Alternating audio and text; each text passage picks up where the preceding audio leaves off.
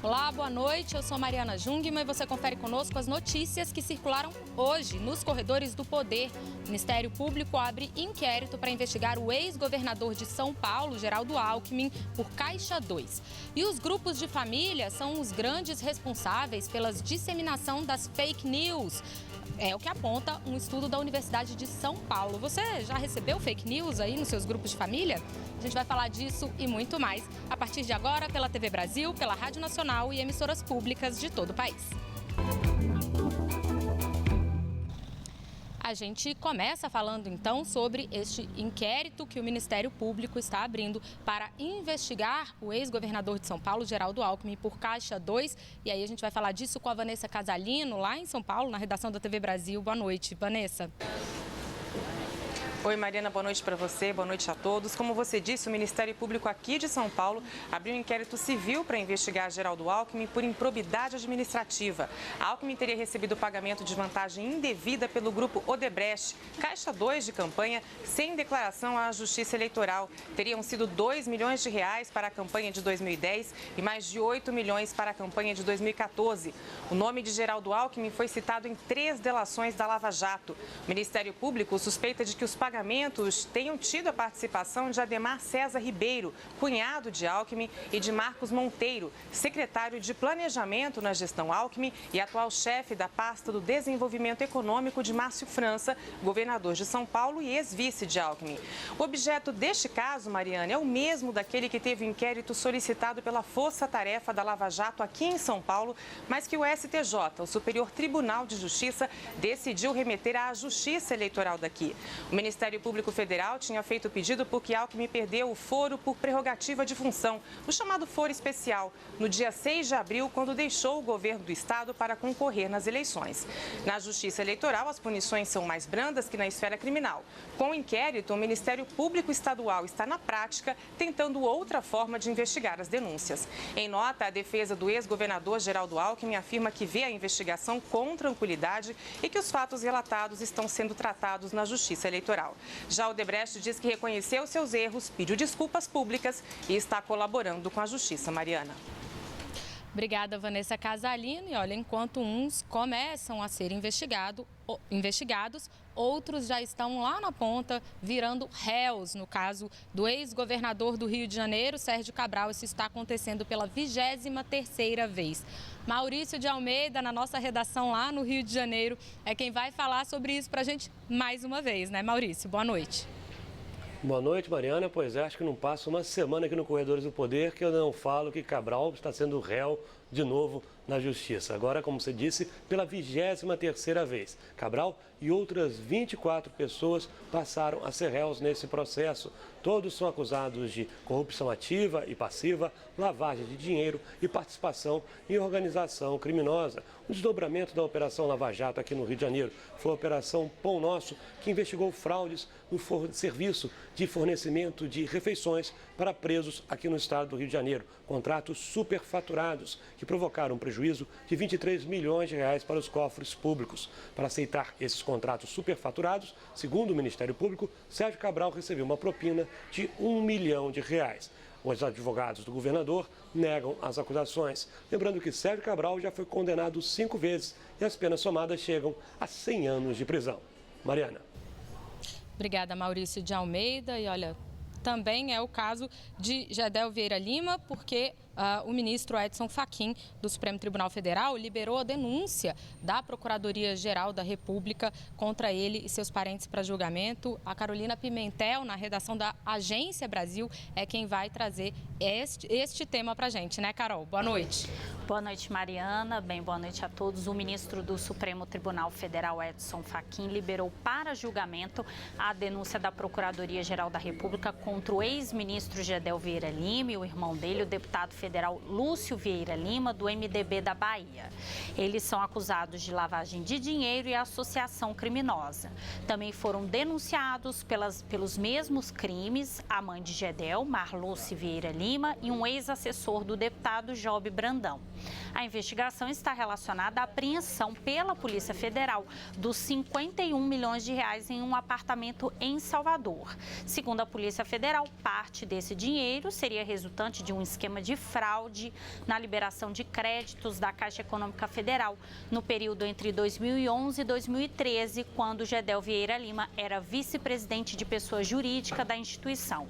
A defesa de Gedel Vieira Lima sustenta que a origem desse dinheiro, dos 51 milhões de reais, decorre da simples guarda de valores em espécie. Ainda segundo a defesa, esses valores são fruto de investimentos no mercado de incorporação imobiliária com dinheiro vivo. Mariana. Obrigada, Carolina Pimentel. E a Jéssica Gonçalves, nos estúdios da Rádio Nacional, também vai trazer para a gente hoje notícias do Poder Judiciário.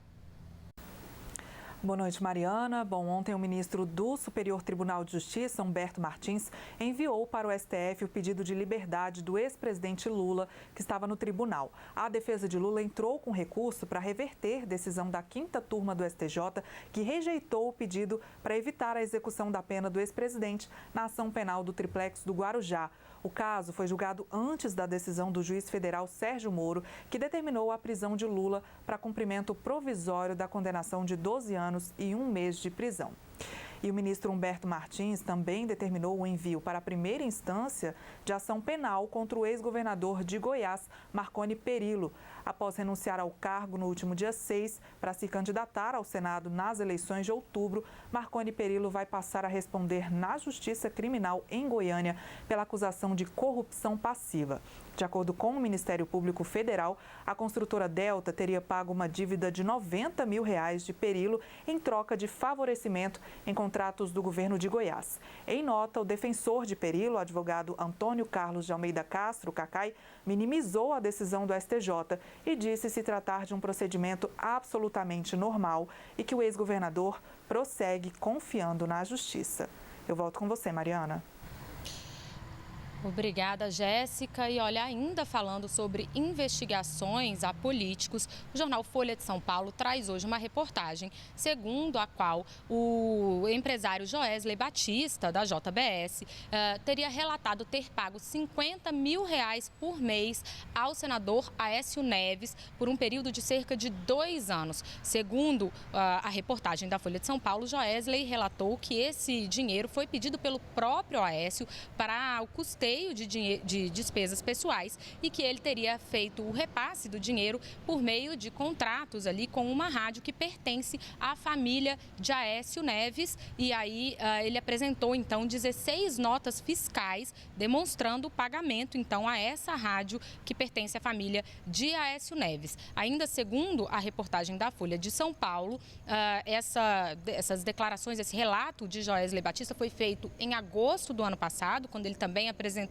esses documentos aos procuradores, né, da Procuradoria-Geral da República, que é quem cuida ali do acordo de delação premiada dele. Hoje, os advogados do senador Aécio Neves se manifestaram, lembrando que este acordo de delação premiada de Joesley Batista está podendo ser aí suspenso, né, ser anulado, e aí, segundo os advogados de Aécio Neves, essa é mais uma tentativa desesperada e de má fé de Joesley Batista, então, de salvar aí este acordo de delação premiada. Os advogados de Aécio Neves também negam que ele tenha feito qualquer pedido de valores ao empresário da JBS e afirma que o Joesley Batista utilizou de notas verdadeiras de contratos que a empresa dele teve com a rádio para tentar aí forjar uma acusação contra o senador.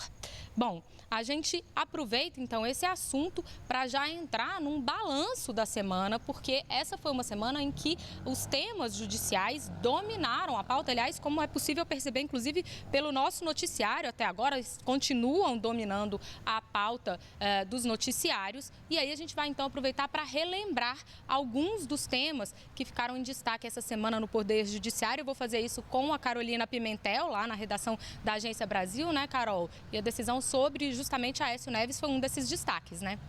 É isso mesmo, Mariana. Inclusive, a gente vai começar, né, com essa decisão que foi na terça-feira. A primeira turma do Supremo Tribunal Federal recebeu a denúncia da Procuradoria-Geral da República contra o senador Aécio Neves, do PSDB de Minas Gerais, pelos crimes de corrupção e obstrução de justiça. Segundo a denúncia, Aécio Neves pediu ao empresário Joesley Batista, em uma conversa gravada pela Polícia Federal, R$2 milhões em propina em troca de sua atuação política. Na sessão, a defesa de Aécio afirmou que o valor era fruto de um empréstimo e que o simples fato dele possuir mandato no Senado não o impede de pedir dinheiro a empresários. Aí também nesta semana, mas aí dessa vez em um julgamento em plenário, que começou na quarta-feira e terminou ontem, o Supremo Tribunal Federal decidiu conceder prisão domiciliar ao deputado federal Paulo Maluf, do PP de São Paulo, por razões de saúde. A questão foi decidida depois de uma votação na qual a Corte definiu que Maluf não pode recorrer em liberdade da condenação de 7 anos e 9 meses de prisão pelo crime de lavagem de dinheiro. Outras decisões importantes da Justiça nesta semana vieram do Tribunal Regional Federal da 4ª Região, que fica em Porto Alegre e é responsável pela Operação Lava Jato na segunda instância. Na quarta-feira, os desembargadores rejeitaram os chamados embargos dos embargos de declaração apresentados pela defesa do ex-presidente Lula naquele caso envolvendo o triplex no Guarujá. Agora, a defesa de Lula só pode recorrer aos tribunais superiores, no caso o STJ e o STF. E ontem, o TRF4 manteve a condenação do ex-ministro José Dirceu em 30 anos e 9 meses de prisão. Esse processo trata de fraude em licitações e contratos de empreiteiras com a Petrobras a partir de 2005. O tribunal determinou que após esgotados os recursos na segunda instância, José Dirceu comece a cumprir a pena. O ex-ministro ainda pode recorrer dessa decisão por meio de um recurso chamado embargos de declaração. Esse é o nosso balanço, Mariana, na área aí do judiciário durante essa semana. Pois é, Carolina Pimentel. E ainda também lembrando um fato desse balanço, a gente recorda que o ministro Marco Aurélio Mello encaminhou para a presidente do Supremo Tribunal Federal uma nova ação sobre a questão da prisão em segunda instância esta semana e que também sobre esse tema da prisão em segunda instância, o relator da proposta de emenda à Constituição que trata disso na Câmara dos Deputados, o deputado Rubens Bueno, também apresentou ali um plano de trabalho no qual ele prevê que vai apresentar o relatório final dele sobre esse assunto até o fim do mês de maio. Bom, eu volto a falar com a Jéssica Gonçalves, eu volto a chamar a Jéssica Gonçalves nos estúdios lá da Rádio Nacional, que ela vai falar para a gente sobre expulsão e demissão de funcionários públicos. Parece que foi um recorde. Acompanhe. Mariana, a corrupção foi o principal motivo para 142 expulsões do serviço público no primeiro trimestre deste ano. 89 servidores foram desligados por essa razão. Em segundo lugar, vem os afastamentos por abandono do cargo, falta constante ao trabalho ou acúmulo ilícito de cargos públicos. Há ainda casos de demissão por negligência ou acúmulo do cargo público com a administração de sociedade privada. O número de afastamentos é o mais alto para o período de janeiro a março, desde que a Controladoria Geral da União começou a fazer a medição em 2003. Foram ao todo 120 demissões aplicadas a funcionários efetivos, 18 contra aposentados e 4 contra ocupantes de cargos em comissão. Esses números se referem apenas a funcionários de órgãos públicos, não contando ainda os empregados de empresas públicas que têm regime diferente de contratação. O levantamento foi divulgado hoje pela CGU, Mariana. Obrigada, Jéssica Gonçalves. No próximo bloco, a gente vai falar sobre fake news e a forma como os grupos de família acabam sendo os principais locais de disseminação desse tipo de informação falsa. Daqui a pouquinho a gente já volta.